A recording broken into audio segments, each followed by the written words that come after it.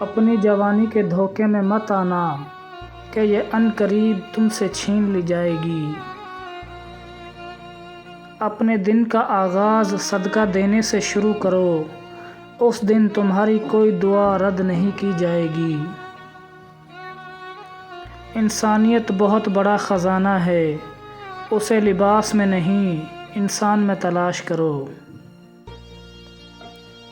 جس نے کسی کو اکیلے میں نصیحت کی اس نے اسے سنوار دیا، اور جس نے کسی کو سب کے سامنے نصیحت کی اس نے اسے مزید بگاڑ دیا۔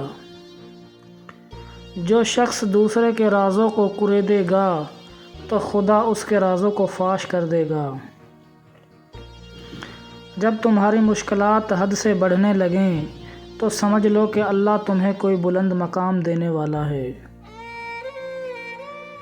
پریشانی حالات سے نہیں بلکہ خیالات سے آتی ہے۔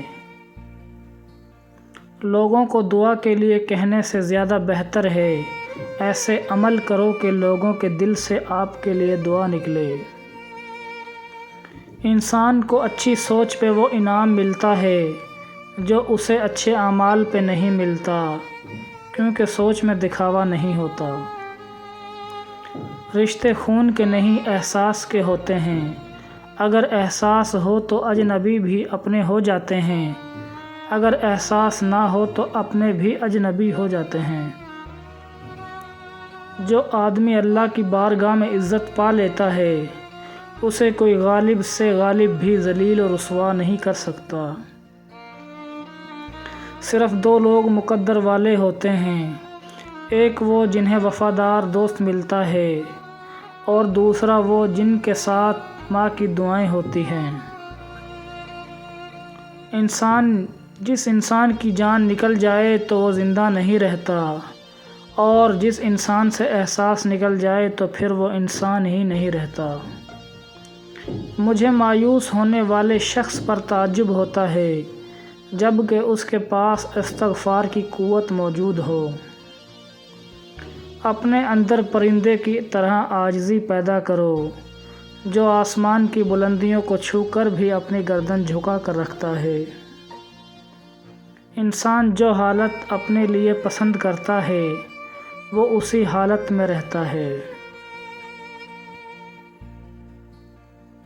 لوگوں کو اسی طرح معاف کرو جیسے تم خدا سے امید رکھتے ہو کہ وہ تمہیں معاف کرے گا۔ اگر تم اپنے علم پر مغرور ہو تو جہالت کے لیے یہی کافی ہے۔